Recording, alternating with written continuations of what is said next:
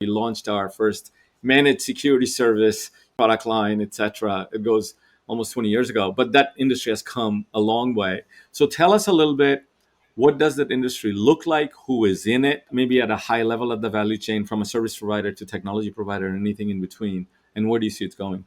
Yeah, the industry itself, and I happened to be there 25 years ago, early days of working at Autotask and things like that. So I got to watch it as a participant, as well as somebody building programs for it. But these are the early days of being at a Holiday Inn in Wichita, Kansas, and fighting among small businesses, in a tech stack and stuff like that. But I'm showing here kind of the world's TAM in the technology industry, which this year is $4.94 trillion.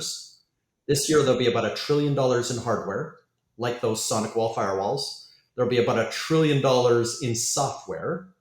Now, most of the security companies are over half software, including a Sonic Wall, who made 2 software acquisitions in the last couple of months. But there's $3 trillion in services. One of the biggest growing services over the last couple of decades has been managed services. It was driven, obviously, by customers who wanted to outsource more of their IT and telco work because their access to hiring, top cybersecurity people today, top AI people is limited, and they were losing the competition with the tech industry to go hire, some of the top talent. So finding the best and the brightest and signing up to a contract that was more predictable and more reliable. And on one side, the companies that were offering managed services were valued much higher. Every dollar they sold on a recurring basis was worth 5 or 10 times more than an old kind of break fix or thing that needed to be resold and rebought every so often.